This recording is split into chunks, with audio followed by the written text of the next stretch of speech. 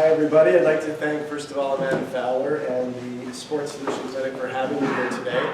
I was here last year giving this talk for a much smaller class, so it's good to be back with a larger audience, so thanks again for having me back. In terms of my background, I'm the owner of Manifesto Sports and Entertainment. It's my own agency. I've been an athlete marketing agent for over 20 years now.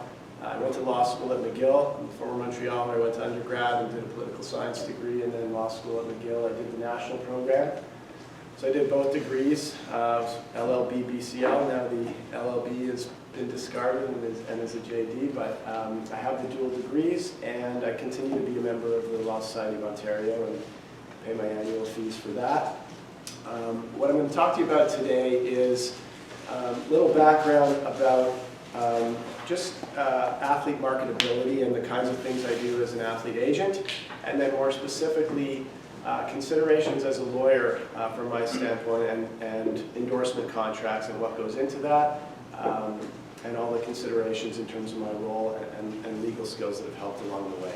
So you can see on here a sample of some of the higher profile athletes that I currently work with across all sports, male and female, and female sports for us and for our agency are as important as male sports. I represent many of Canada's top athletes across all sports, male and female. In terms of my background, as I said, I am a lawyer. The way I made the jump from law to the sponsorship world is I did article, and after articling, I got a job at a sponsorship agency. So I wrote my bar article, and I got a job at a sponsorship agency. That's how I married sponsorship with law, and from there I went to Newport Sports, the hockey agency owned by Don Meehan. I was there for around 15 plus years, doing a few different things early on, but I settled into the marketing role, which is where the opportunity was there, and really grew it, had a chance to work with many of the NHL's top players, built my network, really learned how to do this job well, and got to the point where I was ready to go and do this on my own. So around 8.5 years ago is when I made that big leap to go in and start running my own agency, and that's where we're at today with Manifesto.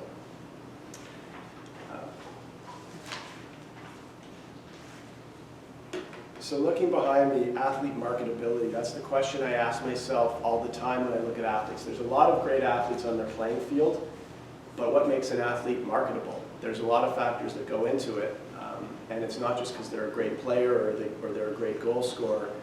There has to be something else, and there's lots of different criteria. I've listed a number of them that go into our considerations, and I do think and evaluate very carefully before I reach out to an athlete, or if an athlete approaches us to work with them now, whether we're going to take them on, because we're a commission business. That's how agents work, and we deliver what we get paid when we deliver opportunities. So I have to believe that I'm able to deliver an opportunity for this athlete, and these are the kinds of things that go into that criteria. So the first thing is sport.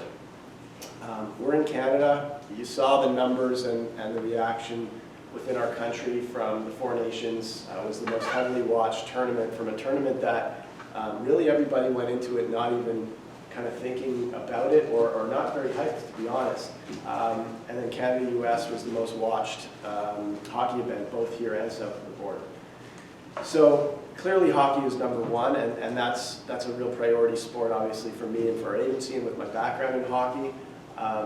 But hockey is not nearly the number one sport south of the border. It's very low, and I've been in that space as well, where I've had to try to sell NHL players in the US, and it's challenging, and it's very regional, and it's certainly not the same. So here after hockey, and when I say hockey, it's not just NHL, it's PWHL has been an incredible development for female hockey players in general, and for marketing opportunities for them. Natalie Spooner, the PWHL MVP, has been my longtime client on the Toronto Scepters, and she has as many endorsement deals as anybody in our portfolio. She's a very sought after brand ambassador right now. So hockey's obviously the number one driver here. Baseball and Raptors are an interesting second, and I say interesting because they're very much dependent on how the teams are doing. Yes, they're very popular sports. They're certainly number two in our country. But if you watch advertising the market with With athletes, you'll see a lot more Blue Jay ads and a lot more Raptor ads when the teams are doing well, when the Blue Jays are in the playoffs, when the Raptors are winning championships. And the state we're at now with both teams, it's a lot quieter. We're hoping for a good season for the Blue Jays, of course. Olympics is another good example. I represent a lot of Olympic athletes, and the sports are very much determinant of who's going to get opportunities with Olympic partners as one of the criteria. So you look at the summer games, you're talking about swimming and track really are the highest profile sports. Winter, we're talking hockey, we're talking skiing, snowboarding, short track, speed skating. So when I'm looking at athletes and who to work with, there may be a great athlete in biathlon, but realistically, they've got to be exceptional or have a super high social following or whatever the case may be to warrant taking them on as a client. So most of the athletes we work with are in the key sports. Market team is crucial when you're talking about pro athletes. So for example, Mitch Marner and Nazem Kadri on the Toronto Maple Leafs and Calgary Flames are a lot more valuable as brand ambassadors in Canada. They focus on the Canadian marketplace, as I think I said. But they're far more valuable on those teams than when Nazem Kadri was winning a Stanley Cup on the Colorado Avalanche. He has a very large endorsement portfolio now because Canadian brands want to market Canadian-based NHL players for the most part. So those players move to Nashville or Carolina or even higher profile places like LA, they're not going to have the same marketability in Canada as they do up here, unless there's an exception and you're a true superstar like a Connor McDavid type that really doesn't matter what team he's playing on at this point. The other thing for equipment manufacturers, which is very interesting, is in equipment contracts, so use hockey again as the example, Bauer, CCM, all the equipment companies, when they're signing athletes, they will value markets differently. So if you're a player on the Toronto Maple Leafs or Montreal Canadiens or Calgary Flames, you'll be more valuable to an equipment manufacturer than you would be if you were on Winnipeg or Ottawa or even Vancouver and Edmonton, just because of the media exposure, the television exposure that these players are getting, Eastern time zone, everything that goes with it. So those contracts, and I'll talk about that a bit later, but there's typically market clauses that will adjust compensation based on what team they're on if there's trades, and I'll get into that a little bit later. Social media is certainly a key driver. It's been for a long time with an athlete, but it's not so simple as how many followers do they have on Instagram. It's how many followers are Canadian out of those followers. So you might have an athlete that's a global athlete that has 250,000 followers on Instagram, but if 30,000 of those are only Canadian brands will do their audits and they'll dismiss them. How active are they on social? What's the content that they're posting? What's the engagement with their content? Are they posting their own original posts, or they just keep reposting existing images? Those are the types of considerations brands look at, and it's also the types of considerations we drive our athletes on how to help themselves to build their social following. Fans want to see a glimpse behind the curtain of what an athlete is like. So if you just keep posting your winning at the podium kind of shots, stock photos, that's not really going to increase your following. But if you're showing how you're training for the Olympics and what you're doing on the weekend with your family, and there's so many examples you can talk about, that's what fans find interesting and how athletes start to grow their following naturally. The next one being recognizability. I think speaks for itself, but it's a very real consideration. My longest serving clients, Haley Wickenheiser. She's, her and Vlad Guerrero Jr. are two of the most recognizable personalities in Canada, and that certainly goes a long way.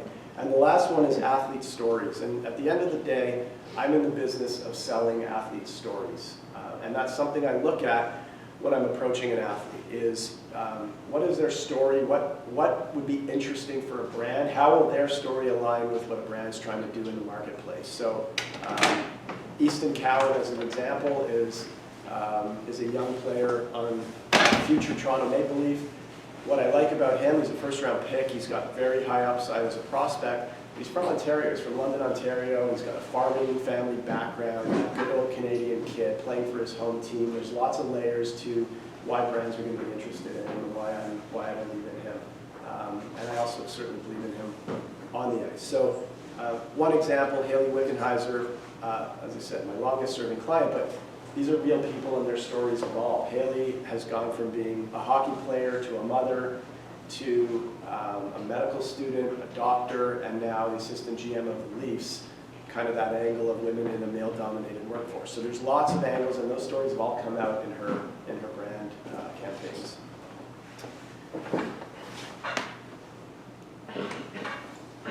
In terms of, you guys are law students, I went through this.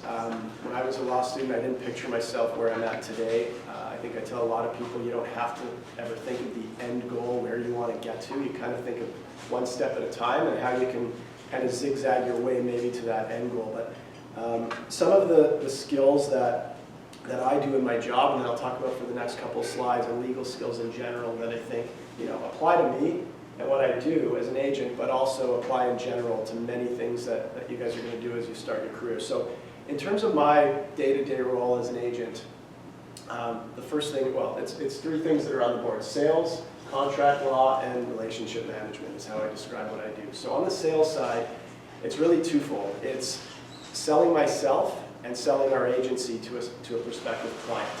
And there's a lot of agents out there. Why are all these athletes wanting to work with me? It's because the credibility factor. I've been doing this a long time, and I have a lot of great clients that help sell the next ones. There's lots of factors that go into it, but the first thing is selling yourself, and selling myself and my agency to prospective athletes. And then the flip side is, once they are our clients, it's selling them to the marketplace. So it's building brand relationships, it's a lot of presentations, it's networking. And I like to call it relationship selling, which is what I do. I never grew up thinking myself as a classic sales guy. If anyone's watched the movie Jerry Maguire, I like to tell this story. His Bob Sugar is the sort of nemesis of Jerry in the movie, and that's kind of the opposite of how I've conducted myself. It's relationship selling. It's building relationships and selling to people when they don't think you're being sold to. It's the best way to get deals done. You're having conversations, you're building your network, and you become their trusted advisor, your trusted source. When they think of athletes, they give us a call and we have a conversation. On the legal side, I've really become an expert. This wasn't taught to me specifically. I've kind of learned this along the way, but you guys have all taken contract law or are taking it. That's what I do on a day-to-day basis. I do the contracts for every single deal I do, and it's a narrow world of entertainment law, but it's endorsement contracts, appearance contracts, licensing agreements. I've done book deals with literary agreements, memorabilia contracts. I either draft them, I have my own templates that I've been using for the last 20 plus years that I've kind of refined and keep improving as time goes on, or it's reviewing contracts. So there's not really any issue in these agreements that I haven't seen. And then relationship management. And again, this is one that applies to a whole bunch of different industries, whether you have a client or whether you are working on a client. For me, relationship management, again, like sales, it's two parts. It's the relationship with our clients, and it's the relationship with the brand partnerships that we work with. I have staff that manage the day-to-day of our brand partnerships. So if I put a deal in place with Natalie Spooner and Scotiabank, my athlete manager, Maddie Edwards, who she worked at Red Bull for a long time. She has a sport media background, and she was a former Team Canada figure skater. She really checks a lot of boxes that athletes relate to. So she manages those partnerships and puts them in place with me overseeing them. And managing our athlete relationships is kind of a dual role between the two of us. It depends on who deals with who more. But at the end of the day, athletes want to feel like they're being taken care of, right? And even if you don't have anything brewing for them, they want a phone call, they want a text, they want hey, I just had a great meeting and I brought you up and I'm not sure if it's going to lead to anything, but they know you're working for them, right? So we have a large client group and we need to be conscious of that. And between Maddie and I, we're always having conversations. Hey, when's the last time you spoke to so-and-so? When's the last time you spoke to so-and-so? Some is natural. We've got ongoing deals with so many of them that we're just naturally in conversation. But there are others that we don't have a ton going on, and we need to be conscious about maintaining those relationships.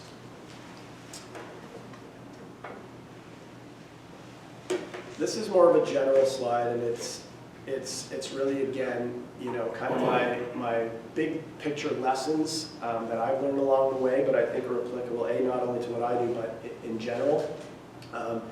Reputation really, to me, is everything. You spend your whole life building your reputation, and you can lose it in an instant. And that was said to me on my first day of law school at McGill by the dean in his welcome speech. I couldn't tell you anything else he said that day, but that stuck with me the whole time. And I've really conducted myself accordingly. Treat people well, be upfront, don't lose sight of the forest from the trees, meaning there's a lot of agents that get really caught up in one deal and burning down everything, and nobody ever wants to work with them again, right? And you know, whether you're doing a contract with an NHL team or you're doing an endorsement deal with Coca-Cola, it's the same principle. You have to be somebody that people want to work with at the end of the day and are trustworthy. So keep that in mind in terms of your reputation, and treat everybody well, because you never know who's going to end up somewhere else that can help you down the road. That happens to me a lot in my business. I'll meet somebody early on. Next thing you know, 5 years later, they're the brand manager at Coke, and I'm doing a deal with them. So you never know where people are going to help you. Down networking and sales.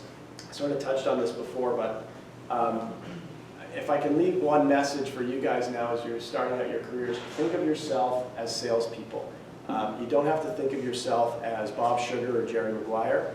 Think of yourselves as selling yourself, because the way to get jobs, the way to get ahead, the way to do things in the world today, you have to sell yourself, and then it becomes natural. Selling yourself means networking, it means meeting with people, it means taking informational meetings to learn about things, and eventually, hopefully, getting that right job.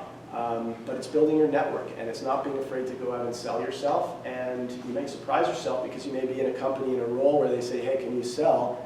And you feel like, yeah, maybe I can, because I've just been doing that for the last 5 years trying to sell myself. So it's an easy transition. That's kind of how it naturally evolved with me. And think about relationship selling. That's what it is.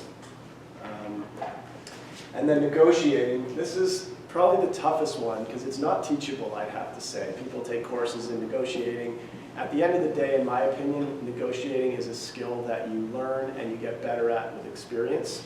I've been doing deals for, as I said, many, many years now. And a lot of it's your gut feel. It's knowing when you feel like you have some leverage and you can push the envelope a little more, or it's feeling like you've maxed it out and you're going to risk losing the deal. It's also knowing your client and knowing what their comfort level is. You may have a client that really wants this deal badly, and they'll take it at $50,000, and you don't need to get it to 75 or 100. And if you do and risk losing that deal, but push it for yourself because you want a bigger commission or you want to hit a home run, but you lose the deal, you may also lose the client. So you've always got to look at every case on its own and be able to adjust. And you know, often, as they say, every negotiation, you know, not everybody gets what they want. So if you walk away feeling like both sides got a little bit, sometimes that's a win. It's rare that you really come out with absolutely everything. But you know, there's different strategies. I sometimes will, you know, in my work, keep this in this room, but you know, I might offer up more or less services, I should say, that I know I'm prepared to give, and I use that because I really want to get the compensation up. So I'll give extra services, make them feel like they got a win, and I end up getting what I really wanted from the beginning. So there's lots of different approaches to negotiating. Again, as I said, it's something you'll learn as you go, but it's very applicable to anything you do. I mean, it's certainly applicable to the business world. Litigation lawyers that was my background in litigation. You know, you're always settling cases and negotiating.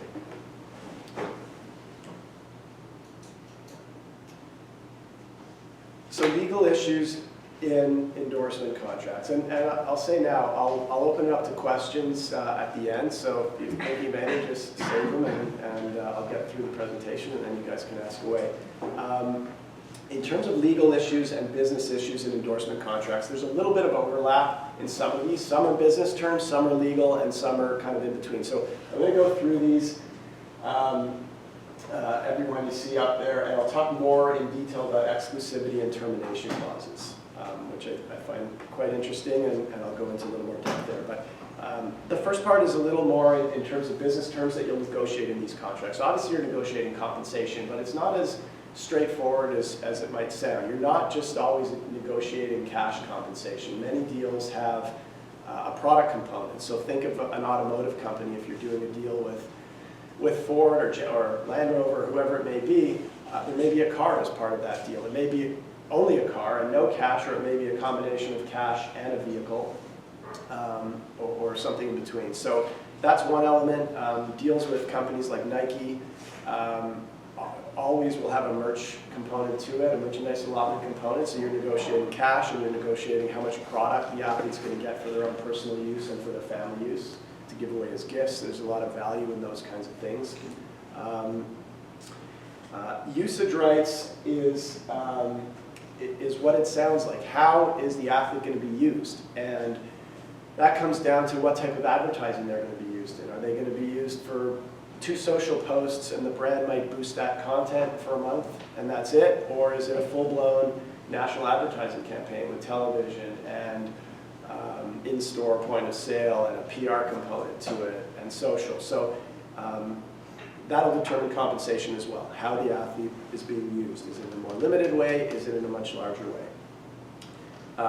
Another business term that'll go into these contracts is services. What does the athlete physically have to do? And that's going to determine as well how they're paid. So for Vlad Guerrero Jr.'s contracts, for example, I go into the negotiations always just making it clear you're not going to get a lot of his time. It's very limited. Whereas many other athletes, there's a lot more flexibility, and I will give them a lot more. But again, every deal is different, depends what the brand wants, but it's, do they have to do a production shoot? How long is it going to be? Is there an appearance at a corporate event or for a consumer activation that a brand wants to do? Are there social posts? How many? Are they self-produced content? Do they have to sign items for memorabilia purposes that the brand can use for promotional giveaways? So all of these things go into the negotiations for these deals. The term is another one that's a classic term in all of these contracts, and in any contract is how long is the deal. So my goal, of course, is always to maximize the term and create long-term brand partnerships. If it's a 2-year deal, 3-year deal, whatever it may be. But I do probably more short-term deals than I do long-term deals, and many of my long-term partnerships have started as short-term deals. So I'm a big believer in, I call them relationship builder agreements, and it's getting a foot in the door. It might be one appearance, it might be a small social post campaign, but once an athlete, the right athlete, starts working with a brand, that relationship gets established. When they want to do something bigger, hopefully, they come back, and that's when we start to talk about bigger opportunities. But the term will determine compensation. Obviously, if it's a short-term deal versus a longer-term deal, we're talking about a lot different in terms of dollars. Territory is where are the rights used. So I'm dealing with Canadian brands in Canada, and for the most part, you're seeing campaigns exercised with a territory of the Canadian marketplace. So I do a deal with Coca-Cola Canada. You're going to see that athlete only in the Canadian marketplace. If I do a deal, for example, think of the Olympic deals. So General Mills, Canada, and the Cheerios campaigns. You're going to start seeing all of that coming out soon with the Winter Olympics in February. The deals I do for our athletes are with General Mills Canada. So you will see my client Aaron Brown, track star, won a gold medal in these past Olympics in the relay. He was on the Cheerios box, and he was one of the Canadian athletes for Coke's Canadian campaign.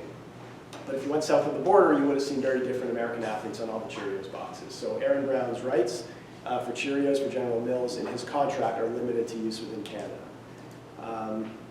Those rights can be regional also. I do a lot of deals specifically in the Quebec marketplace. I did something with McDonald's Quebec with an NHL player, Uri Slavkovsky, on the Montreal Canadiens, who I work with. They do an annual campaign with the Montreal Canadiens, limited to the Quebec market only. You will not see that campaign anywhere in Canada except for Quebec, and it's written into the contract, their rights specifically, and the compensation is accordingly, but it's limited rights just in the province of Quebec. Approval is the next one, and again, another business term that goes into these contracts. Sometimes brands try to get this out of there. They want final say on stuff, but this you'll never see one of my contracts without athlete having a final approval over their use of their image and likeness before it goes into market. So the athlete has to protect their brand. We do that for them.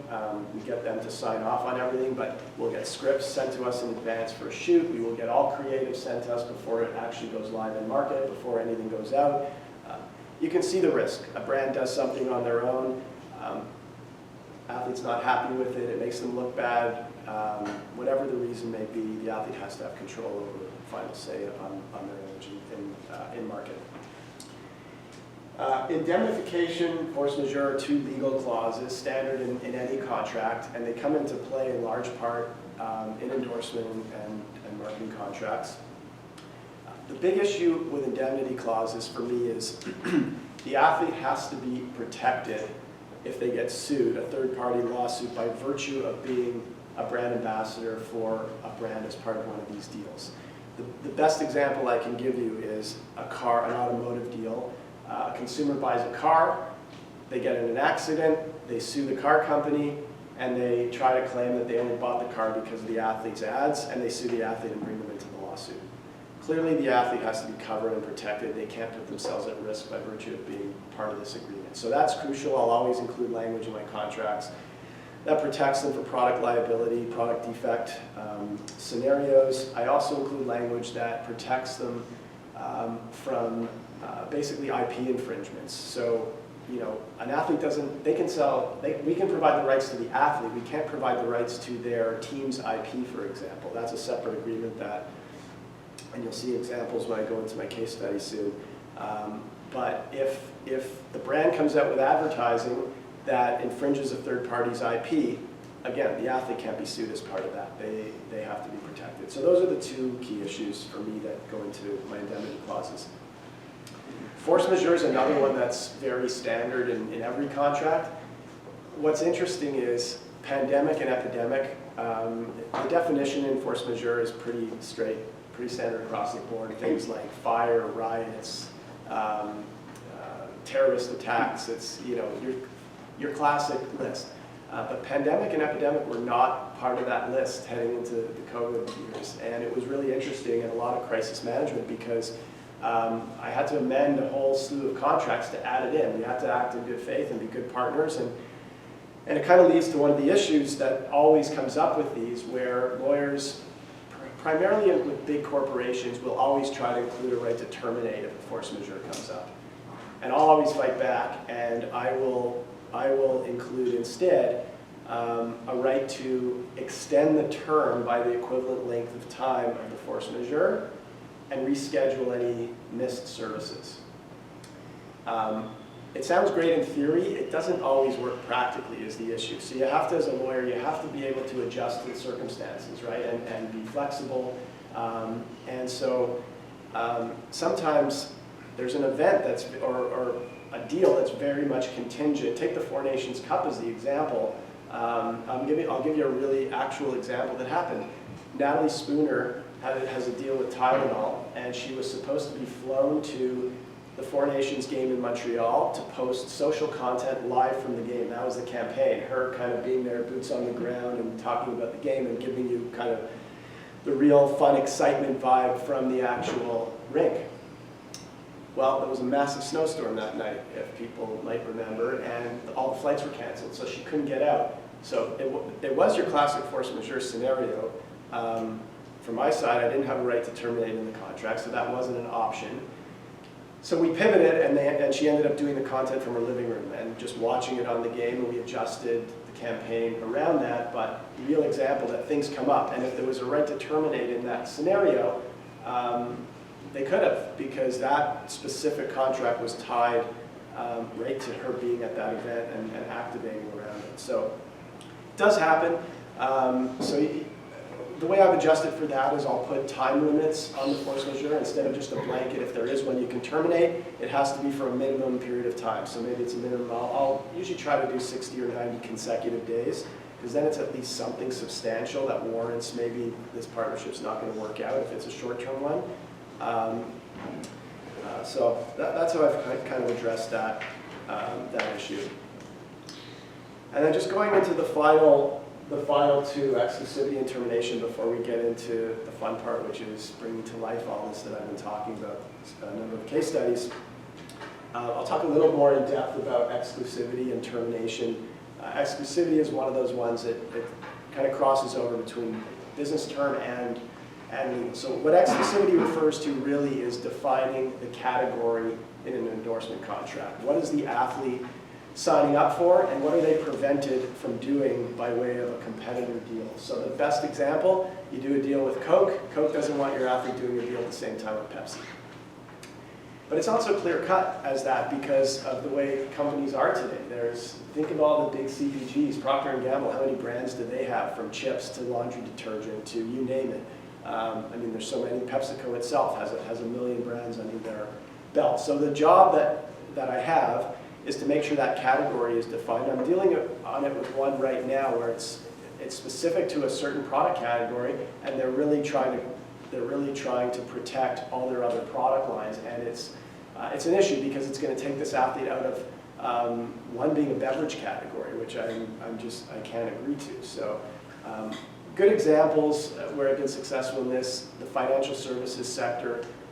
The big banks will, in general, their default is to include insurance and credit cards in their category definition. So an athlete does a deal with Royal Bank, they would be prevented from doing a deal also with Visa and or with Intact Insurance. So I've been very successful in carving that out so that it's strictly limited to financial services, excludes credit cards, excludes insurance. So Mitch Marner, as an example, has had a long-term partnership with CIBC, and he also had a deal with Intact at the same time. I have another female athlete that's in the same boat now. She's going to be with an FI and with Intact Insurance. Haley Wickenheiser is another good example with Canadian Tire and Esso. Canadian Tire, no one thinks of them as a gas company, but they have gas stations, right? And many of them. So her Canadian Tire deal is for the sporting goods and mass retailer category only, and she also has a deal with Esso. So her Canadian Tire deal excludes the gas category to allow Haley to do that. And again, it's not always so easy. It comes back to what I said before. It's relationships. I've worked with the Canadian Tire people for a long time. They're accommodating because we've got a great relationship, but it's not always easy to carve these out of contracts. And then last area, a number of issues in termination clauses. These are standard, again, in every contract you're going to do, and the issues that come up with me are somewhat unique. Breach of contract is standard. All of our contracts have standard breach and a cure period. So if you're in breach of contract, it's typically a 30-day cure period. Otherwise, the brand can terminate. Morals clause is the interesting one that's unique to endorsement contracts. So morals clauses, I'm sure everybody has seen those high-profile cases where brands have terminated for athletes drunk driving or domestic abuse or failing drug tests, etc.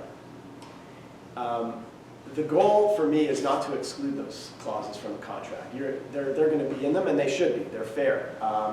The goal for me is to make sure they're truly fair and not overreaching. So I'll give you one example, a real life one that I dealt with probably, I want to say like 10 years ago now.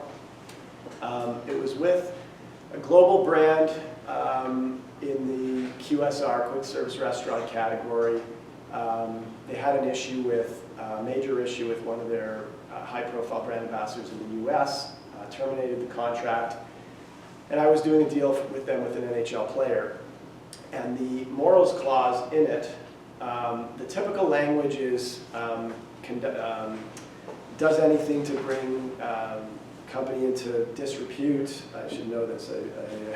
I read these all the time. Has the effect of ridiculing public morals and decency.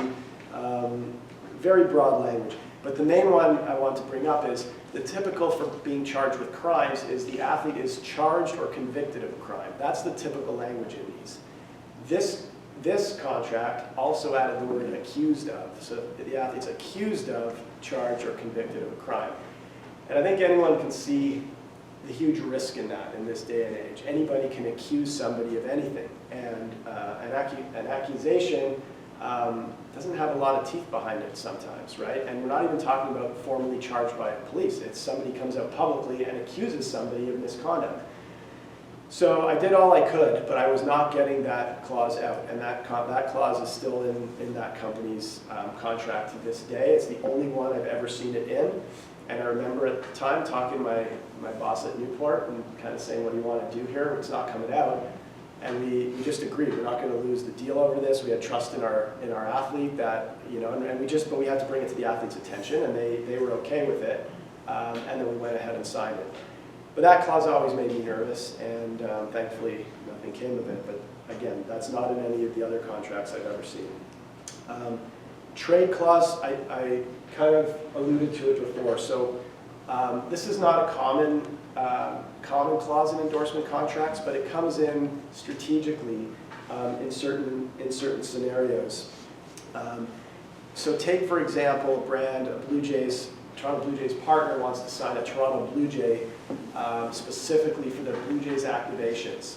If that player is traded to the Boston Red Sox or leaves town as a free agent, he's no longer able to be used in advertising. You can't, Canadian brand advertising a Blue Jay cannot advertise with the Boston Red Sox. So, or vice versa in hockey. If a brand signs a Canadian NHL player for a specific reason, the example I gave before, they signed a Montreal Canadiens player for a Quebec-specific brand campaign. If that player is traded to the Chicago Blackhawks, well, that campaign can't use that player anymore. So we will include trade clauses into these contracts, and they can go two ways. You can either have a termination right, or you can have a right to reduce compensation, which is obviously what I always try to push for. I never want contracts terminated. That's the last thing I want. So I'll do everything I can to make sure we have, at worst case, a reduction, an extension, a suspended term, whatever we need to do so that we keep that contract in place. But you don't always win that battle. It's very hard to win a battle when they're signing a Montreal Canadian player for a Quebec campaign. If he's not a Canadian, you're going to have to agree to a right to terminate. So kind of leads, or sorry, one other thing I'll just add to that is, I alluded to before as well, equipment manufacturers also will have, the trade clauses are different. They're not termination clauses typically, they're compensation adjustment clauses. So like I said before, if you're a Bauer or CCM and you're signing an NHL player who's on the Toronto Maple Leafs, he's a lot more valuable to you there than if he's on any of the other Canadian teams other than Montreal, or a U.S. team certainly, unless there are some Tier 1 U.S. teams that are in that close tier. But we'll rank those markets in equipment contracts. You'll have your A, B, and C markets, and it's a negotiation. Like, there's always a fight of this team should be in B and this team should be in C, and no, well, I've successfully put Toronto and Montreal in A+ markets, so they stand up above everybody else, and now we have 4 tiers in our contracts because they're just such unique markets in that space. So it can go both ways. Like I said, a player goes from Columbus with an endorsement deal on the equipment side, and he gets traded to the Calgary Flames, and you'll get his compensation bumped up. So you contemplate that in advance.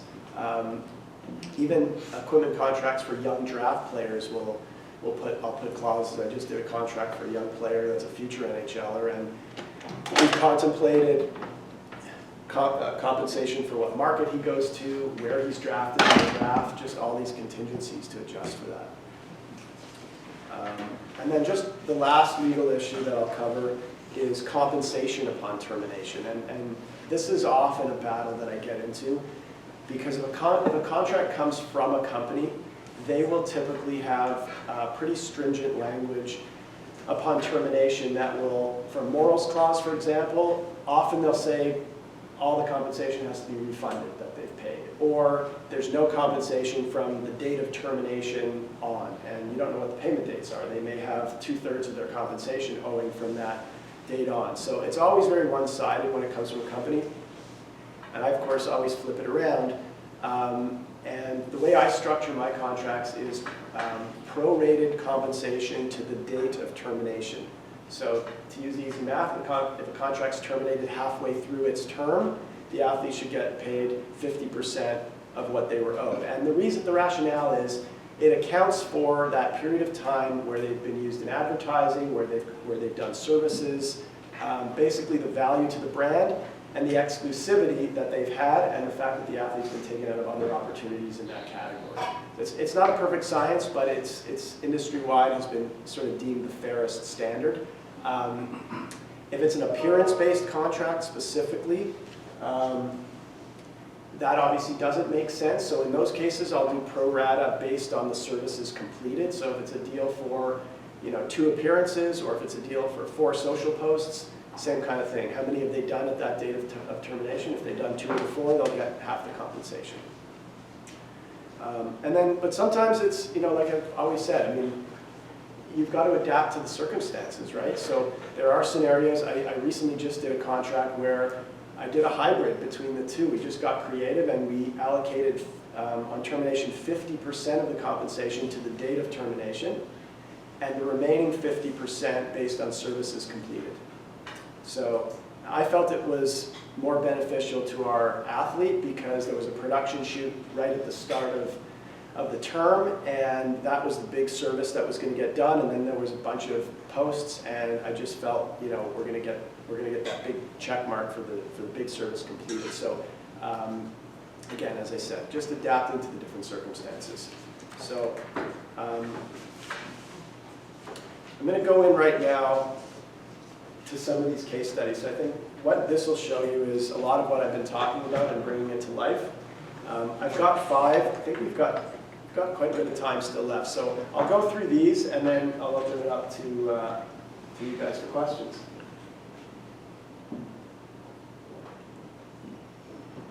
So Natalie Spooner, who I've talked about, has been a long-term client of mine. The PWHL Women's Pro League came into existence last year. It was its first year. You don't know this side of me yet. I'm up. Hang on. I'll wait for that.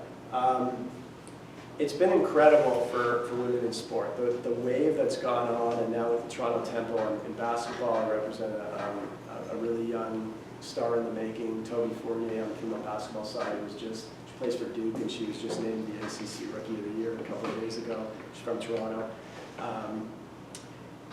Natalie she was the MVP last year in the first year in the league. Her social following grew by about 40,000 followers throughout the season towards the end. She had a baby.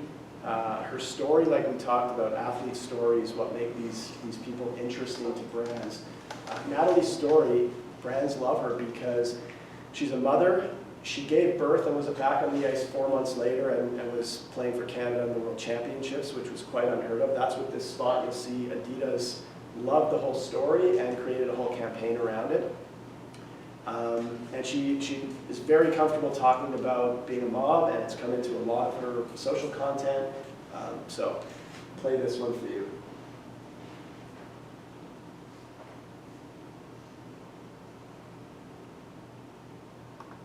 You don't know this side of me yet. I'm a hockey player. I've played with the best players, and I've won lots of medals. They're pretty heavy. People think this type of comeback is impossible. I want to show you how important it is to chase what you love. How important it is to try. Somebody's gonna try.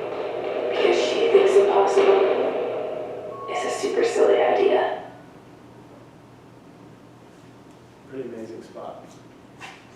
You can see what they did around it. Natalie has been with Adidas for a long time. This is one of those brand ambassador partnerships. She does a lot of social content for them. You can see some of the activations that they did around that.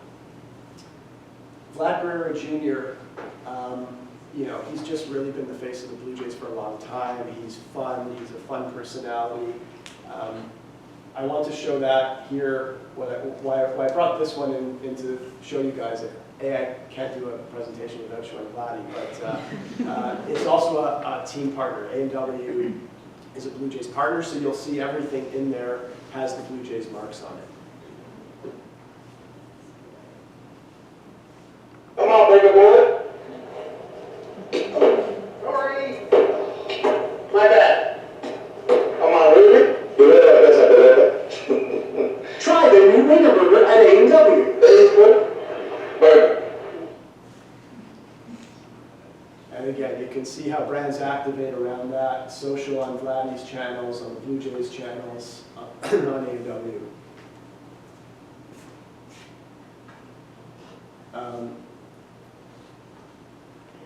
This one, whoever was in this class last year with me, this is a new one that I would have played. This was a multi-athlete campaign with 3 of our clients. Mark McMorris, one of Canada's top snowboarders, one of the top in the world. Mark Messier, NHL legend, and Leila Fernandez. Just talking before about markets and how these all came to play and demographics. Those 3 athletes were chosen for different reasons. Leila Fernandez is from Montreal, speaks French. They used her in the Quebec market for this campaign. Mark McMorris is edgy. He has a much different demographic than many athletes, big social following. And Mark Messier is Mark Messier, and he also attracts his own unique demographic of, I call it an older demographic. They all did their own unique spots for this campaign, and it was around Subway's refresh of their brand around a year and a half ago. Welcome to the Subway Eat Fresh Refresh. Logos on the other side, Mark. With new menu items like the Great Canadian Club, plus new ingredients like Canadian farm-raised Philly style turkey and ham. That's great. Subway Eat Fresh Refresh. I like it. And there you can see some of the activations with the athletes. You can see, if you can read the wording there, Leila's is in French, so they did use her in Quebec. Haley Wickenheiser, who I've talked a lot about, this is a campaign, and I put this in here. Show a bunch of different elements. This was Tim Hortons alumni. Their trading cards is their annual promotion they do with NHL trading cards. They did a set of NHL legends. So Haley Wickenheiser, Wayne Gretzky were the faces of that campaign. And there were a lot of elements to this that I'll show you. Here's the spot. You can play it.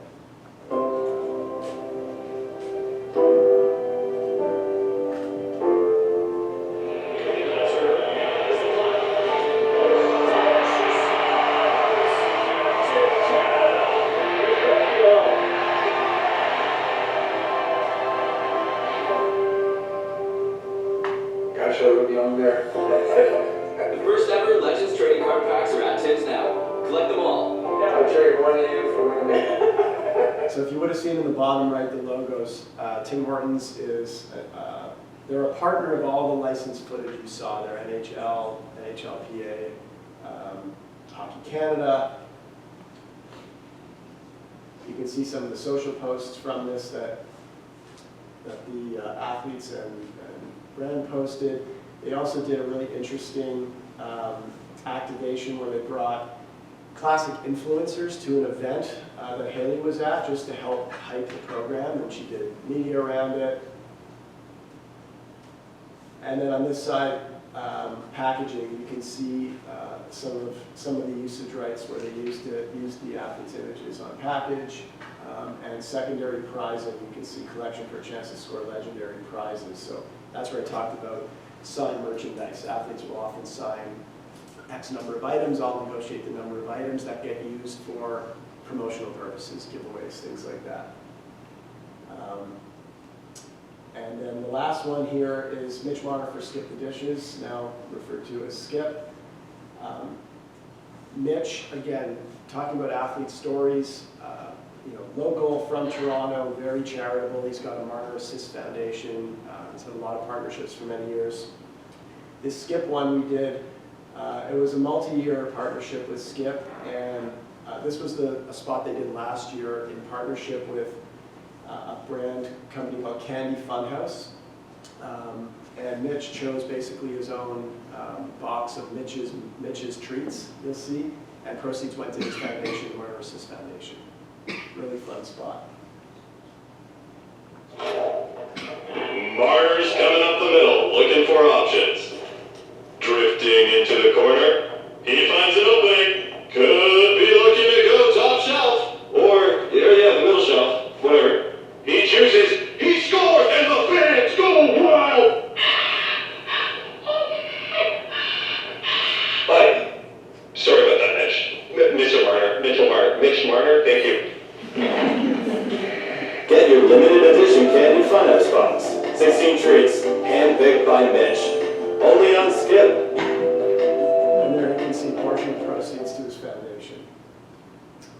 And here's just previous activations. It was kind of one of these partnerships that really built naturally with one campaign, and then Mitch's Dishes was the next one, very similar to this Mitch's Mix one, where they gave proceeds to his foundation, and then the last one. So there you have it.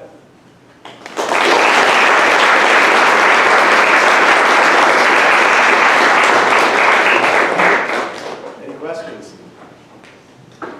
Thank you so much for coming. I really enjoyed this. I'm super interested in working in sports later on in my career.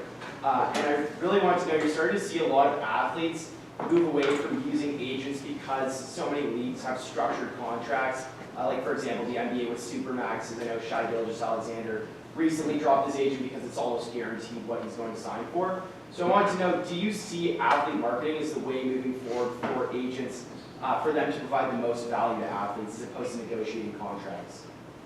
It's a good question. You know, I've been asked for a long time, why don't you also represent athletes, you know, for their contracts with their teams? And, you know, the reality is, for me, the business I built, I work with all those agents, right? Like, I work with Vlad Guerrero Jr.'s baseball agents. I don't do his contract with the Blue Jays. I wish I did, but I don't. Same with the NHL players. Those pro athletes, I'm the marketing agent. So I built this niche role that I've sort of self-created. It's hard for me to answer that question. I mean, there's always going to be a role. Agents do more than just negotiate a contract, right? They manage a relationship, and they start with these players, you know, really, you know, take hockey when they're nowadays 12, 13 years old, as young as that, which is crazy to think. But you know, these personal relationships build. There's lots of decisions that get made along the way, and I think, you know, it comes down to loyalty from the player as well. Like, you know, you can always negotiate a lower fee with your agent. So, you know, my personal view is, you know, there's always going to be a role for somebody to be an advisor. Whatever you do, you need good advice in your corner. So it's a lot bigger than just negotiating your max contract, so to speak. And not that many players. Maybe the NBA is different. I'm not that familiar with their contract situation, but you know, it's you know, most players need help. There's not a lot of max contracts in other sports right now. Awesome, thank you. I was wondering how much input athletes have in the actual brands that they get to work with. If they have specific ones in mind, do you take that into account, or if they're just kind of they're open to whatever options come their way? And also, I'm wondering if they have specific requests in their contract. What is your experience working those specific requests of the athlete into their contracts with these big corporations? So, I'm not sure I understand the second part of the question, but I'll answer the first part of the question.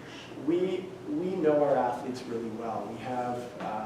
We sit down with them. We have very involved conversations with them when we're starting to work with them, and all along the way. So it's, you know, it's an ongoing relationship. So we know, you know, and they're people, they evolve too. They'll tell us something on day one of the kinds of brands they want to align with, but, you know, our door's always open, and it's, hey, if you see something in the marketplace that you think you'd be interested in, let us know and we can reach out. Most athletes don't turn down endorsement deals that you bring to them, but likewise, we're not looking at tier 3 and 4 brands for them. We're looking at the right fits for the right athletes, right? So, and what was the other? Yeah, sorry, let me clarify. It was, if you have an athlete that has a specific request that they want something built into the contract that's a little bit out of the norm of the boilerplate kind of contract that you went through, do you find that bigger brands are accommodating for that, or is there a lot of pushback and actually working those specific requests of athletes into contracts, if that even happens? Yeah, I mean, I guess it depends. Talking hypotheticals, you can negotiate anything into any contract. I'd have to think of a specific example to know if it's feasible, but yeah, it's not a template that we're just following along. Every example is different. I mean, I do royalty deals. I've done some deals where some of our athletes have shares in companies. So yeah, there's lots of other scenarios. Thank you. Yeah. I wanted to ask, representing a player like Toby Fournier and dealing with like NIL and the NCAA, I remember seeing a lot of reports that players like Zach Edey and Aaliyah Edwards, being Canadian, had a tough time securing NIL deals. So I was curious as to what that looks like in practice, or if that's changed at all, or if you think it might change in the future.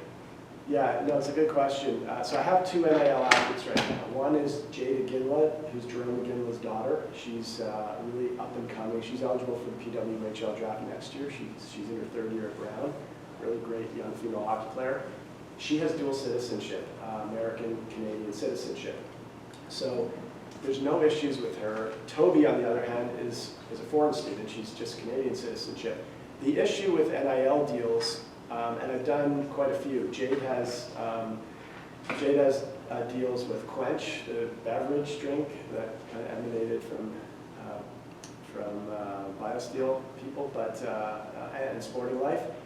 And Toby also has a number of deals. I have a new deal, apparel deal for her that's going to be announced pretty soon. So the rules around Toby is her services have to be performed in Canada, and that's not. It's not an NCAA NIL type of rule. It's really a U.S. immigration rule, right? Because she's not a U.S. citizen, she can't be performing services for a brand in the U.S. Her student visa doesn't allow for that. So it makes it a bit tricky. And she's a player on Duke in Division I basketball, so she doesn't have a whole lot of time, but we're flying her up. She's doing a shoot here next week in Canada, in Toronto. Coming up literally for 24 hours, so she can physically do her service and her shoot here, and then she's going right back, and then the campaign will launch. So that's how we're getting around it.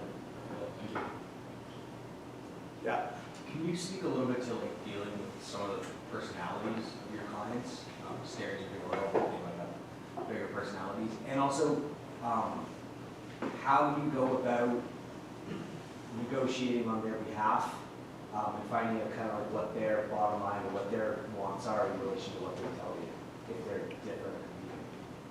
I mean, I think I'm at the stage where if it's not a fit, I'm not going to work with them. I'll say it that way. So everybody you see in our group and I'm not just talking the athletes. So I was mentioning agents that I work with, the contract agents, all the non-pros, all the non-NHL players, for example, and not Vladdy, they don't have another agent. We're their Manifesto, myself, is their only agent. On the pro side, because I don't do their pro contracts, I'm the marketing agent and there's the contract agent, who we all work with. If the relationship's not working out with us and the player client or with the agent, I've had a few of those happen in the last 8.5 years. I've been doing this for too long. I'm just going to politely say this isn't working out and we move on. Every relationship you see, everybody I've talked to about, they're great people, they're great athletes, and the relationship's very strong. So it's kind of what I said. You just have to, I become friends with a lot of the agents that I work with. I become friends, professional, that kind of dynamic. I don't use the word friends, I'd say a professional advisor relationship with the athlete clients. But you develop personal relationships, it's inevitable, right, with some of them, and others it's more business-like.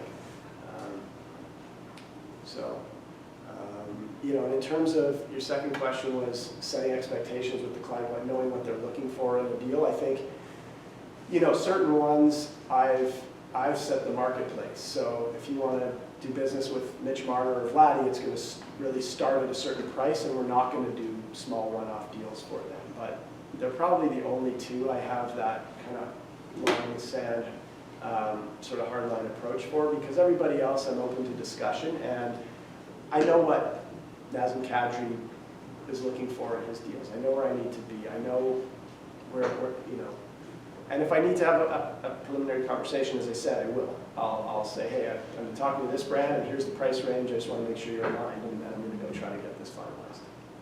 So every case is different. Yeah. I have a two-part question as well. The first part of the question is if you've noticed any shifts of industries that want to enter sports marketing and sports partnerships with athletes. And the second part is, how do you determine that there are the correct synergies between like the certain sport or the certain athlete in that industry, like the gas industry or the financial markets industry? So I'll start with the second one first. Like how am I targeting, how am I aligning Natalie Spooner with Tylenol, for Yeah. example, right? So, you know, it might start with Tylenol's an NHL partner, and they're a partner of the Four Nations tournament. And I've worked with their agency for a long time, and I know what they're trying to do for a campaign. So hockey is just the natural focus for that athlete. You know, you look at what brands are doing in the marketplace. I think that's part of it. I read Strategy Magazine as a marketing publication. I read it. I get an email every morning, and it's kind of like your 5 hits of who's doing what, and this press release and that press release. Yes, I have a good sense of who's doing what in the marketplace, who are hockey sponsors, who are Blue Jay partners. Like for Vladdy, it's not a coincidence he's with Smuckers and A&W, they're both Blue Jay partners, right? You know, all the Olympic partners, we're certainly gearing our Olympians there, but some conversations are more, you're just reaching out to the brand to learn what their plans are and what they're trying to do, or their agency, and it evolves into a conversation of, you know, we're targeting, you know, moms, and oh, well, let's talk about Haley and Natalie Spooner or Megan Mickelson, or those are the types of conversations we have. Sometimes you're pitching specific athlete to a specific brand. You know, like Toronto Scepter or PWHL partners, I will look at opportunities for Natalie Spooner for. But a lot of it is, like I said, relationship selling. It comes back to that. Yeah. Can you talk a little bit about building a client base, especially at the beginning of your career when, you know, everybody starts with 0 clients and now you work your way up to, you know, dealing with some of the biggest pros in the industry? Like I assume a lot of that is networking and natural relationships, but I'm curious if there's anything you made like a concerted effort to do at the beginning of your career to build up to that. My original partner that I joined forces with was an Olympic agent, so he had an existing roster of Olympic athletes. My reputation and credibility on the hockey side allowed me to initially get meetings with a few hockey agents, Mitch Marner's agent and another agent. I still work with both of them to this day, but they knew of me. We hit it off from day one, and they bought into my vision early. So that's kind of how it started. It started with the 2 hockey agents and just going from there.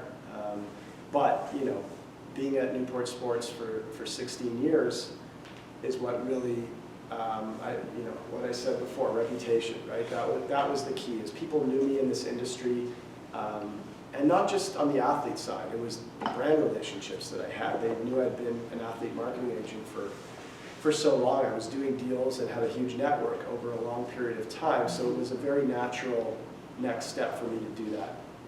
And Haley Wickenheiser came with me. She was at the hockey agency, so I had the Olympic group, I had Haley, and then I started right away with the 2 hockey agencies and started doing marketing deals for their clients. That's kind of how it went. I put in my dues for 16 years. Yeah. I was curious if when you're working with athletes and specific brands that already have pre-existing like brand partnerships between the team and the specific brand, does that complicate negotiations as the team might then say, well, this is how we envision this campaign going? No, the teams are not part of, well, I shouldn't say that, like, the teams are involved with, let's say, Vlad's partnerships that you see, but it's more, the campaigns are not coming from the teams. That A&W campaign, or you probably see a lot of the Smuckers ads with Vladdy and George Springer, which are really fun stuff. Those campaigns come from the brands, and they just send them to the teams to approve, and then they send them to us for the players to approve. So the teams don't have really any say. The teams just have a say over the use of their logos, their marks, in advertising, or if somehow their team was being portrayed in a negative light, they would push back on that. But No, generally the teams are just supports, and I have great relationships with the teams that I have players on, and it's important to sometimes to keep them in the know, sometimes just to, like, if it's a non-team partner, they have nothing to do with it, right? So Skip the Dishes, as you saw with Mitch Marner, they're not a Leaf partner, that you don't see any Leaf marks. They were not involved whatsoever in that.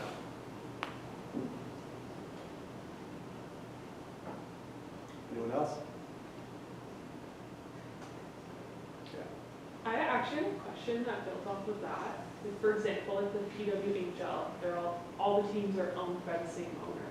Does that ever make it more complicated, or not? Because you're not dealing with the owner of the teams necessarily, just the players. No, I really am. So PWHL, again, I built a really good relationship with the Toronto Scepters and the PWHL head office people.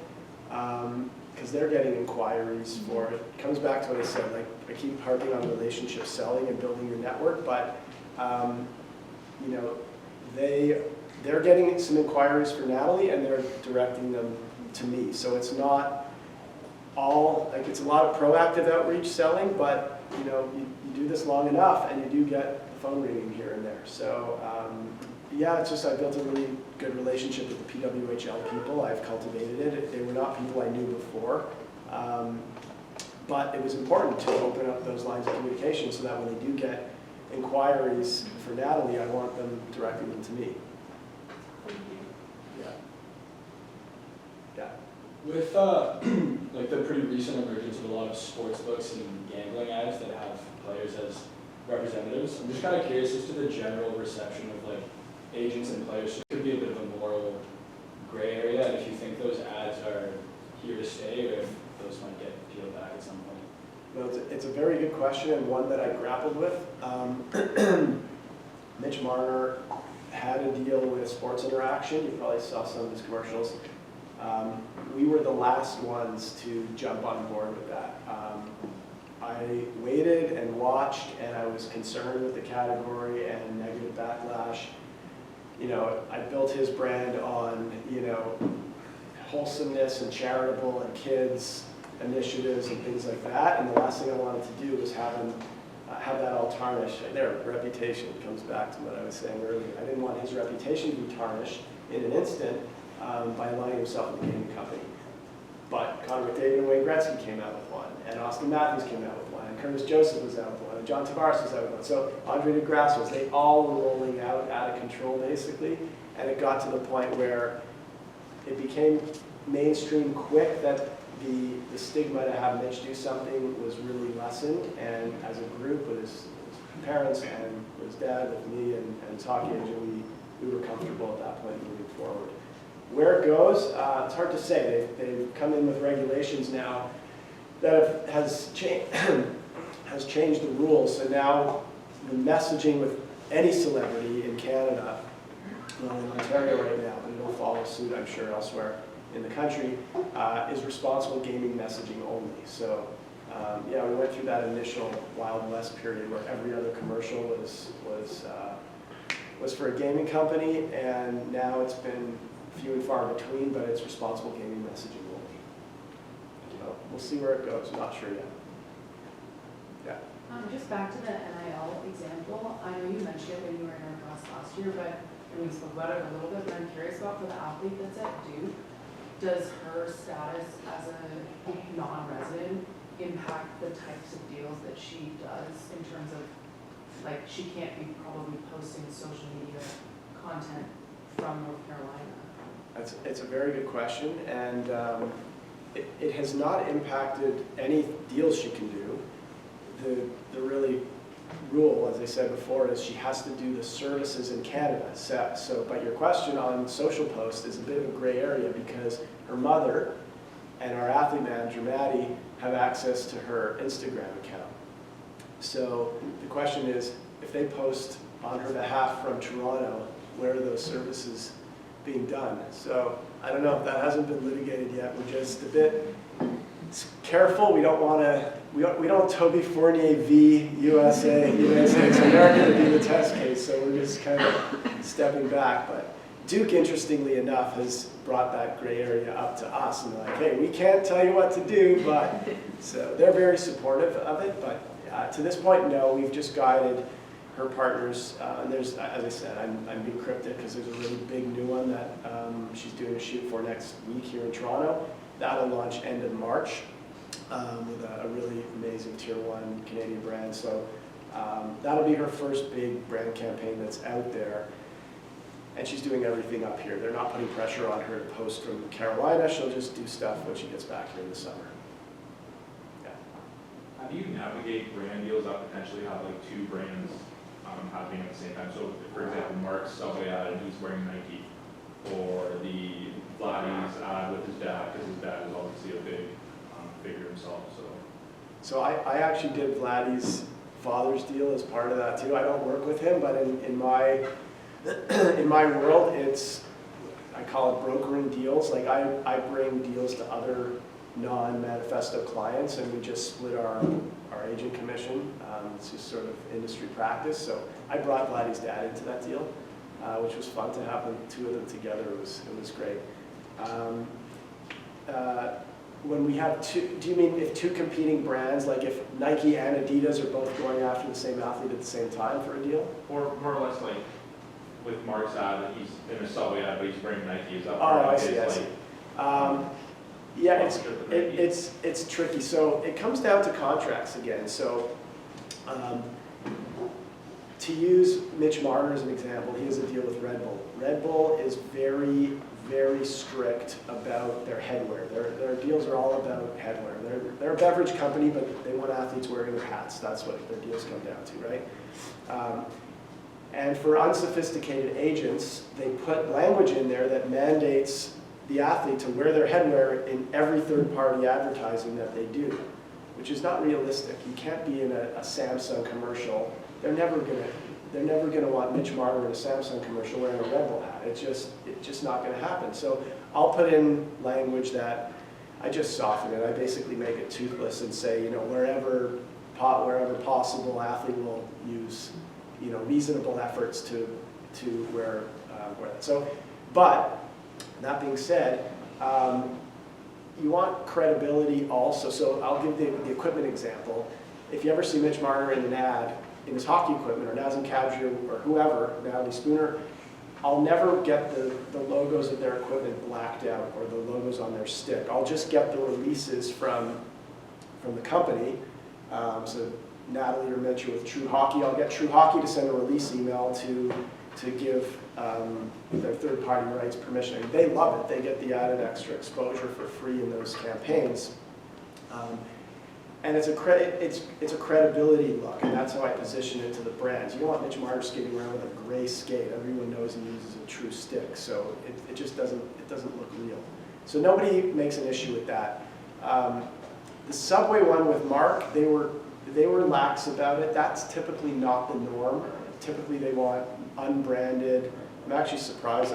Every time I look back and see that, I'm like, how did we get that pushed through? Like it's great because he has a deal with Nike and it helps us, but that's really not the norm. Typically it's no logos, generic clothing. The brands only want their own brand logos showing up, except for equipment, except for play of field equipment.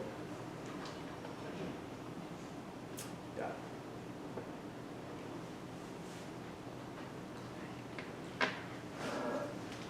Well, thanks, Dan, for coming. Thanks, everyone else, for coming, too. I'm sure everybody benefited from hearing you talk, so we want to give you just token more appreciation for coming on behalf of the clinic and everyone else at the law school. So thanks again. Thank you.